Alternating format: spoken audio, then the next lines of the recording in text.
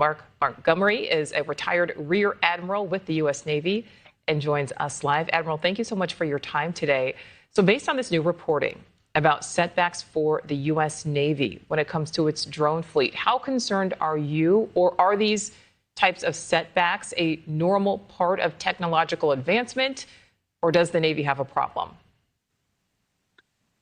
So, I mean, it's a little bit of all of the above. And what I'd say is China is definitely growing fast in their efforts.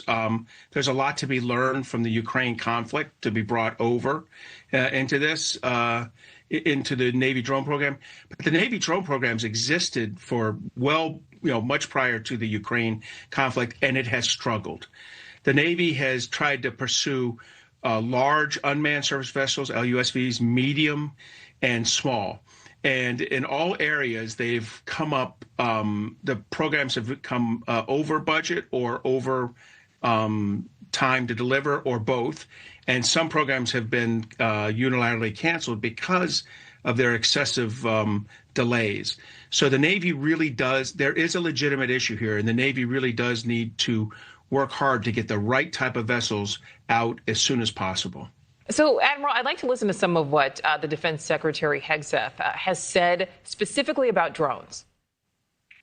We were brought here to rebuild the military, match capabilities to the threats of today.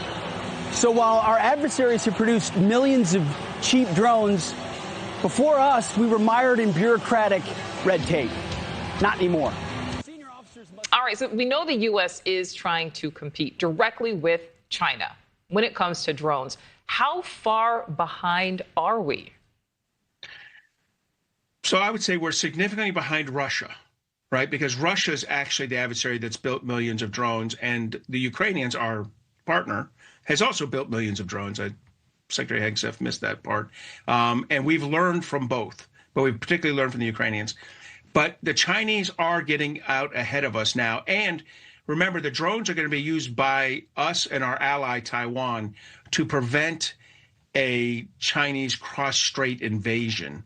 So we are behind where we need to be. Secretary Hegseth is absolutely correct in that, and we need to move faster. And I've been in Ukraine, looked at their actual facilities where they're building these unmanned surface vessels, the ones that attack Navy ships, and have actually shot down Russian aircraft.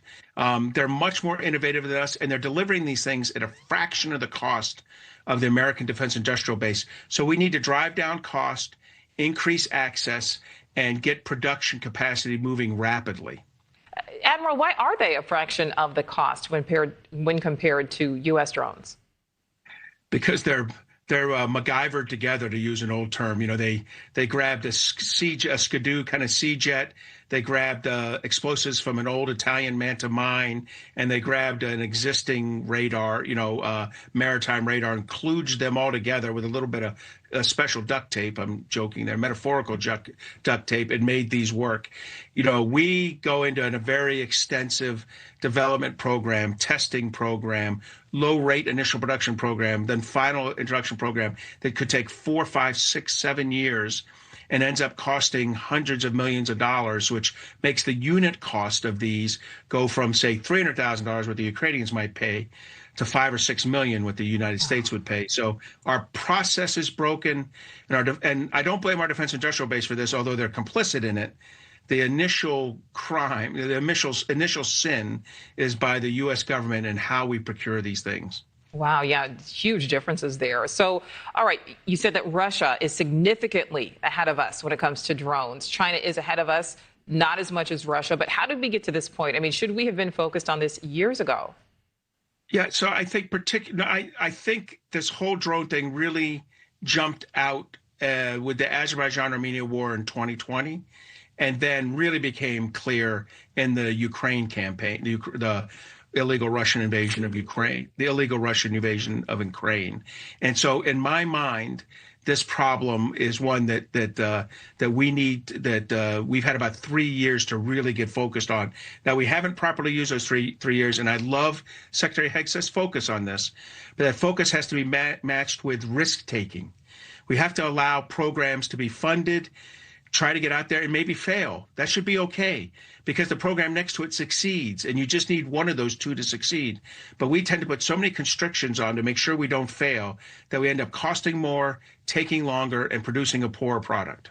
All right, last question for you. From where we stand right now, how does the U.S. best position itself to be competitive? So I think we should have U.S. companies work with Ukrainian companies for intellectual property, like how did you do this? And Taiwan companies for supply chain, and kind of take that chocolate and peanut butter and make ourselves a great Reese's cup of unmanned surface vessels, unmanned aircraft, and unmanned ground vehicles as well for the Taiwans to use, the Taiwanese army to use, and really work the three countries' best skill sets together. You might even mix in a little Israel in that.